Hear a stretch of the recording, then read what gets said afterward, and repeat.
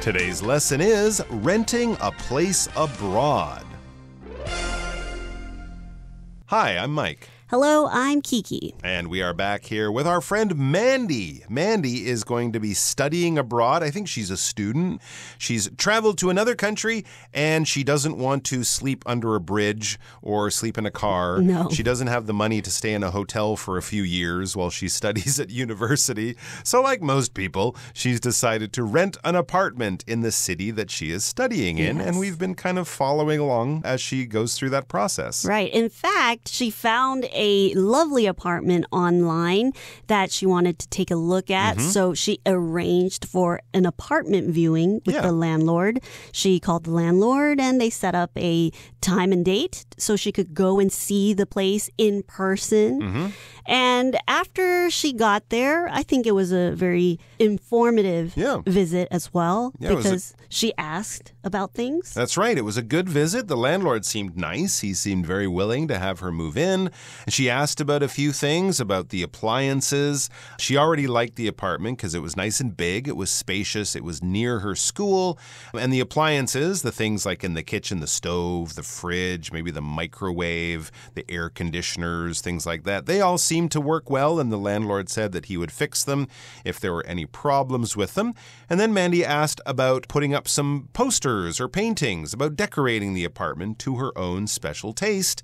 And the landlord didn't seem to have a big problem with that. Yeah, as long as she turns them back to its original state after she moves out. So if she painted a wall, she could paint it back. Okay. If you made a hole with a nail, Ayo. well, you patch it up. Plaster it over and paint it over, and that'll be fine. Yeah. So he wants her to make herself at home in her new apartment if she decides to rent it. And we haven't actually gotten to that. So I think maybe now it's time to turn our attention to the first of today's 2 dialogues.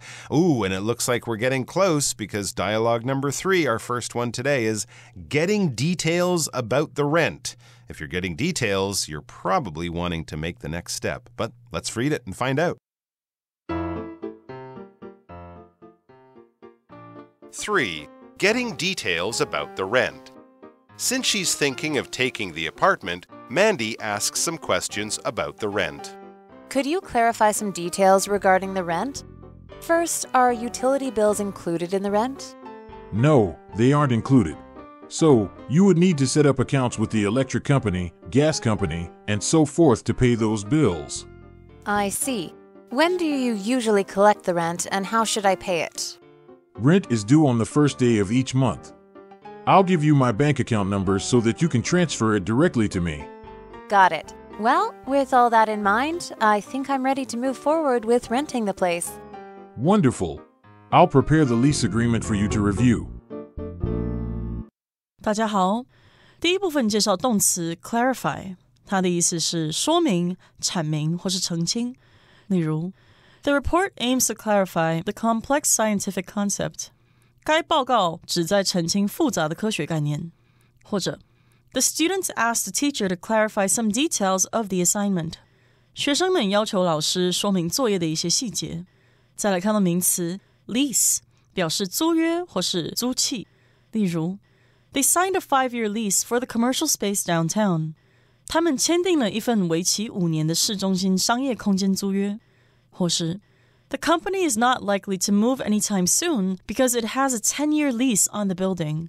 该公司短期内不太可能搬迁，因为它对这栋大楼还有10年的租约。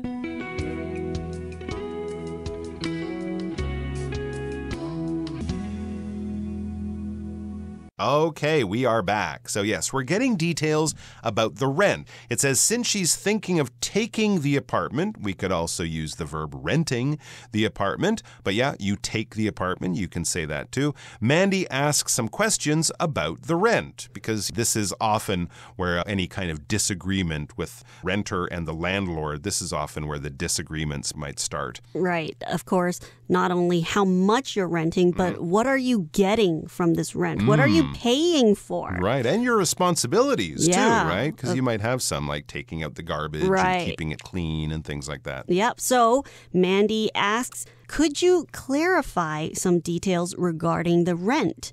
First, are utility bills included in the rent? Good question. Very good question. Very important question. For sure. So she asks the landlord to clarify. So when you're clarifying something, you are making something more clear and easy to understand. Or if you're confused about something, you want to make sure that you're understanding it correctly. So you want somebody to explain in other ways or in more detail about a certain thing. And in this case, when she's asking to clarify some details about the rent, she wants to know more about what the rent entails. So what does the rent include? So she wants the landlord to explain so that she doesn't get confused. And of course, an important thing, sometimes rents will include this, which is utility bills. So basically, utility bills are your electricity bills and your water bills, things that you use around the house. And some landlords, they will pay for this, and some don't. That's right. She's asking, is it included? There you go. So your rent will obviously be a little bit higher if they include some of the utilities. As Kiki said, things like your power, things like your gas, things like your water. That might also include your telephone, your internet, your cable TV as well. Depending on the place you are and which utility you're talking about, a lot of that might be included, so you don't have to worry about it. They just pay for it. But certain things like power bills, here in Taiwan, some people might use their air conditioner a lot. Some people might only use fans, so the landlord doesn't really want to bother with that. That's up to you. And that seems to be the situation here. The landlord says, no, they aren't included. So all of those services, all of those things from gas to water to electricity to internet, they aren't included in the rent. So basically, it's on you. You have to set those up. So you would need to set up accounts with the electric company, gas company, and so forth to pay those bills. So this is a bit of extra trouble for her. She's going to have to probably go down to these offices or register online to set up an account, basically to set up her own personal financial relationship with the electric company, with the gas company, with all of these other different companies, the phone company, if she wants phone or internet, things like that. And she will get individual bills from individual companies, and it will be her responsibility to pay for these things every month along with the rent. So her rent will be lower, but she'll have to do a little bit of bureaucratic traveling around the city, visiting these places and setting up these different accounts. And sometimes this could be safer for the landlord too. Oh, for sure. Yes, because what if you have a bad renter and they just use so much electricity and things like that? And if he lets the renter be responsible for all these things, these companies won't come looking for him if they don't pay. Exactly okay, right. So this is good, at least for the landlord. And Mandy doesn't seem to mind it either. She says, I see. So she's okay with it, I guess. And then she says, when do you usually collect the rent and how should I pay it? It's important to know when your rent is due and how your landlord wants to be paid. Maybe they like it in a check.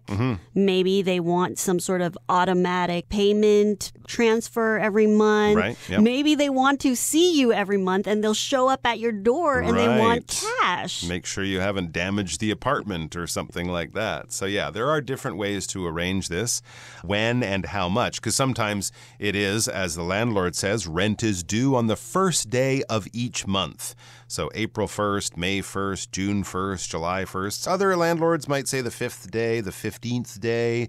You never really know. But this is basically how they like to organize their finances with the people who rent their apartments or their homes. So in this case, it's due on the first day of each month. That's not usually a problem, but I know some people might only get paid on the 5th day of each month. So they might not actually have the money on the first day until their paycheck goes through. But in Mandy's case, that might not be a problem. And it seems quite easy. On the first day of each month, everything else is pretty easy. I'll give you my bank account number so that you can transfer it directly to me. So she won't have to meet the landlord or mail him a check or anything like that. She just pulls out her phone, and in a minute or two, using her banking app, she can pay her rent directly to his account. Nice and easy. Yep. And she says, got it. She understands. Well, with all that in mind, I think I'm ready to move forward with renting the place. Okay. So she's really happy with the conversation she's having with the landlord. She's happy with the rent and what it includes, how much it is, when payment should be made, how it should be made. And she had all that information. With all that in mind, she thinks she's ready to move forward. So she's ready to go ahead and sign the rental agreement or lease agreement. That's exactly right. She's ready to proceed to go to the next step. And the landlord is happy to hear this. Wonderful. The landlord says, I'll prepare the lease agreement for you to review. So yes, they will have to sign some official documents, and those official documents are called a lease. It's basically a contract. It's a legal document or a legal agreement between two parties, one of whom owns a property, the other whom wants to use that property and will get to use it if they pay the owner a certain amount of money, usually each month. So you'll have a rent an apartment, on a home, on a piece of land. If you're just going to use the land for something, this is just a contract that's usually used for real estate or property or things like that. So let's move on to the fourth and final part, when Mandy will finally be officially a renter. 4. Finalizing the rental agreement. Mandy and the landlord go over a few final details as they prepare to sign the lease agreement. In addition to the first month's rent, you'll need to provide a security deposit equal to 1 month's rent. That deposit will be refunded to you when the lease ends, minus any costs for repairs and cleaning. Understood. I'll also need copies of your passport, certificate of enrollment in university, and references from previous landlords. Sure, I can provide those. Should I email them to you? That would be perfect. Once I have those documents, we can proceed with the lease signing. Great. I'll send them over to you today. Excellent. 第二部分看到动词 finalize， 它的意思是把计划或是日期等定下完成。例如 Let's sketch out some preliminary ideas, and we can finalize the details after lunch. 我们先勾勒出一些初步的想法，午饭后我们再敲定细节。也可以说 Brett finalized the report and sent it to his manager. Brett 把报告定稿后再寄给主管。再来介绍形容词 rental， 表示租赁的。我们可以说 It is important to make sure that your rental skis and ski boots fit properly. 确保您租用的滑雪板和滑雪靴合身是非常重要的。继续介绍名词 certificate， 指的是证明或是证书。举例来说 Greg received his teaching certificate last month and plans to work in a public school. Greg 上个月获得了教师资格证明，并计划在一所公立学校工作。又或者说 The store gives a 10% discount to people who use gift certificates. 该商店为使用礼券的人提供 10% 的折扣。再来看到名词 enrollment， 表示注册或是登记大学课程或是学籍。我们可以说 The university has seen a significant increase in enrollment this year. 该大学的注册人数今年显著增加。也可以说 Please check your email for the enrollment confirmation. 请检查您的电子邮件以确认注册。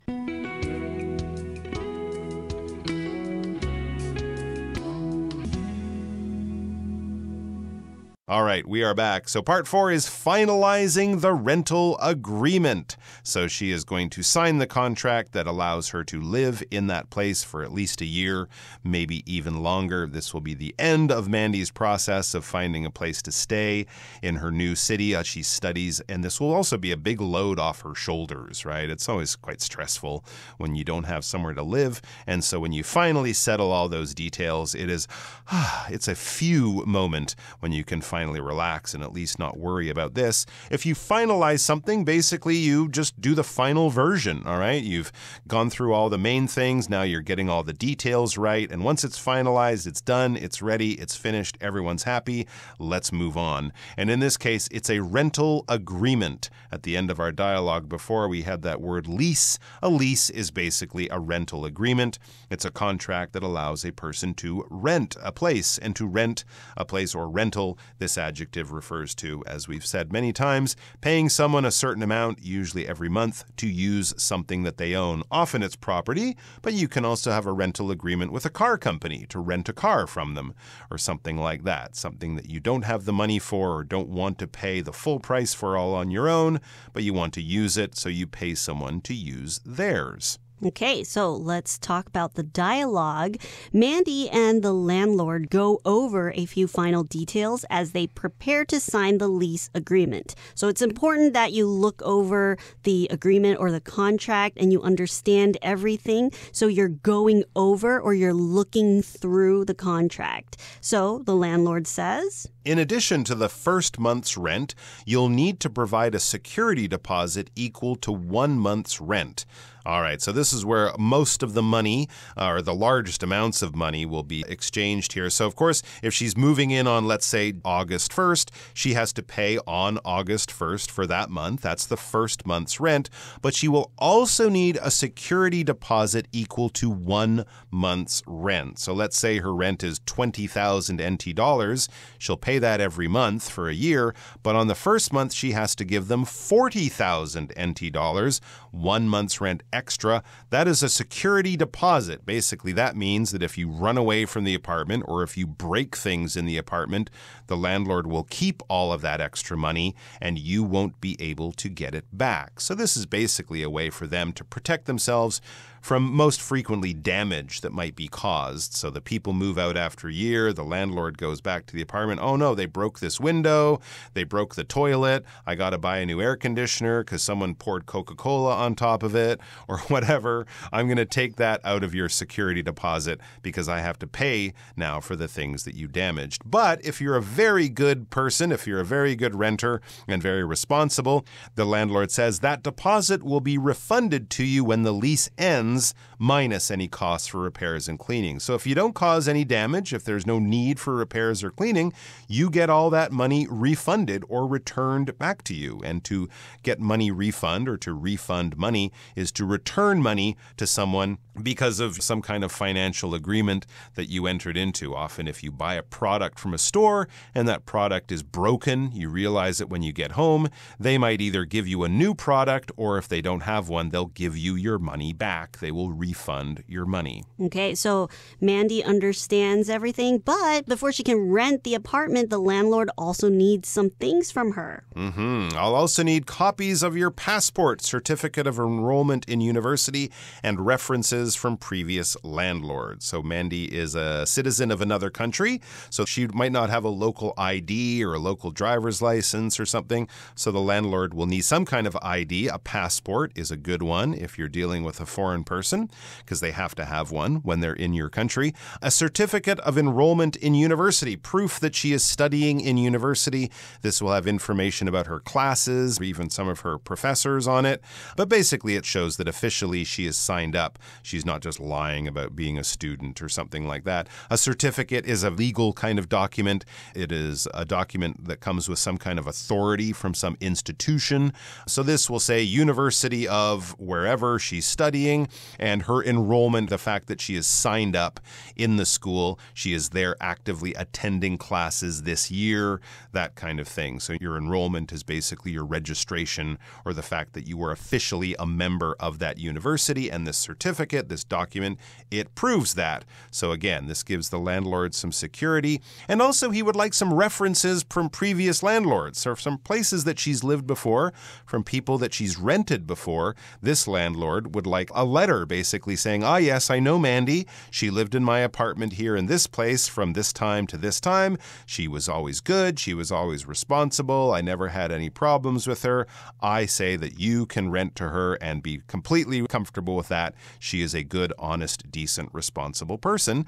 And so, again, a little bit different maybe from some places, but maybe if you're dealing with a foreigner, a young person, a student, this gives the landlord a little bit more security because, you know, young people can be irresponsible sometimes and things can happen in their lives that could cause problems for the landlord. Right. And sometimes when you're applying for a new job, they might ask for references as well. A letter of reference. Right. Yeah. So Mandy has no problem with all of these paperwork that she needs to give, and it's perfectly normal for a landlord to ask for these things as well. So she says, sure, I can provide those. Should I email them to you? Landlord says that would be perfect. Very convenient. Once I have those documents, once he sees them or photographs of the passport and things, we can proceed with the lease signing. Then I will have all the documents I need, and I will be ready to sign the contract. Great. I'll send them over to you today. Excellent, says the landlord. So that is very exciting. And now all Mandy has to do is move all her stuff in. That's a whole other day of dialogues, isn't it? A couple days. Moving. I hope she has friends. Pizza and beer. Pay your friends with pizza, beer, and soft drinks, and hopefully they can move in one afternoon. Good luck, Mandy, and good luck to anyone else out there who is planning on renting. Now let's go over to our Chinese teacher.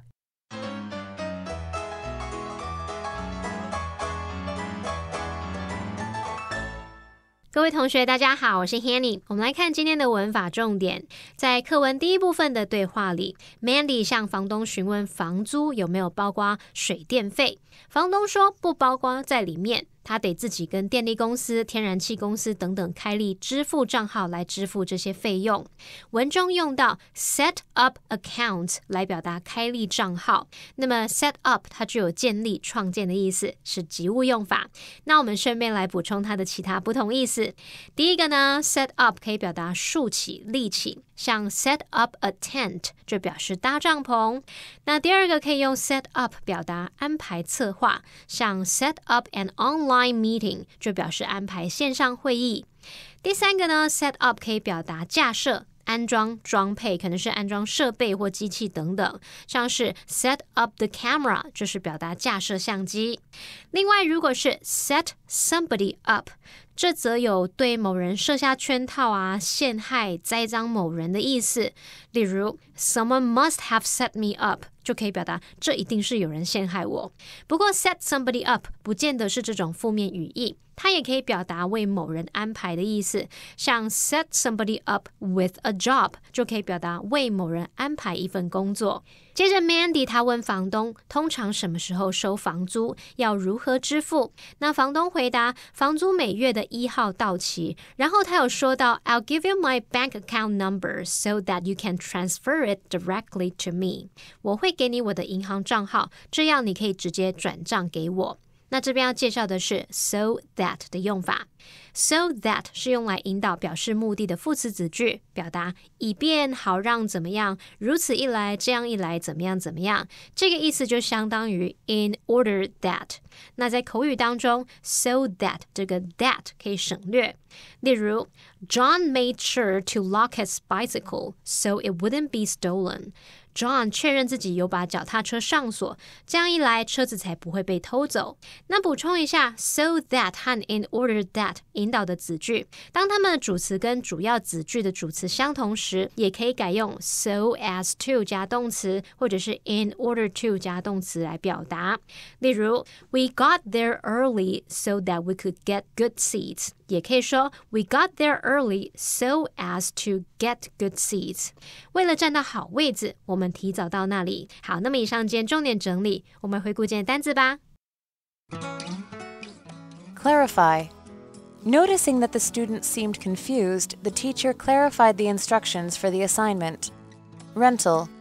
We recently signed a rental agreement for a beach house for next summer. Refund. The airline refunded us for our tickets when our flight was canceled. Certificate. Zach needs to include a copy of his birth certificate with his passport application. Reference.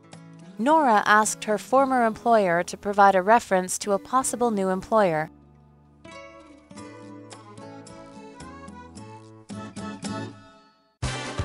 Well, that brings us to the end of another edition of our program, and please make sure you join us again next time. From all of us here, I am Mike. I am Kiki. See you next time.